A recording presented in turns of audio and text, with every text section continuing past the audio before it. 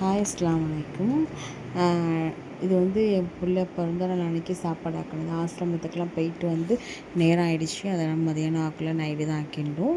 பலாசோறு ஆக்கி தால்ச்சா போட்டு வந்து பீஃப் வந்து வாங்கி அதில் ஒயிட் குருமா மாதிரி கிரேவி மாதிரி வச்சுட்டு சிக்கன் 65 பண்ணிவிட்டு சீனி துவைன்னு சொல்லிட்டு சொல்லுவாங்க.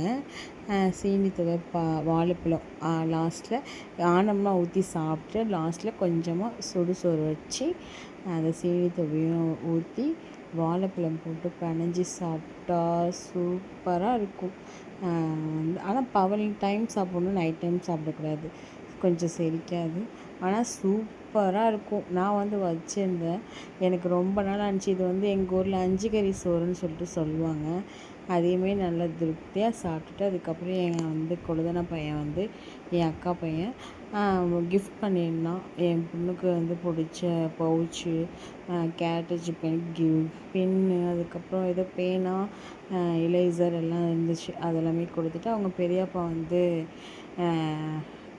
சாக்லேட்டும் காசும் வச்சுருந்தாங்க. அல்ஹம்துலில்லாஹ் அந்த டே நல்லபடியாக போச்சு. என் பொண்ணுக்காக எல்லோரும் துவா செஞ்சுருக்கீங்க. எல்லாத்துக்கும் நானுமே துவா செய்கிறேன். இந்த சேனலை பிடிச்சிருந்தா சப்ஸ்கிரைப் பண்ணி லைக் பண்ணுங்கள்.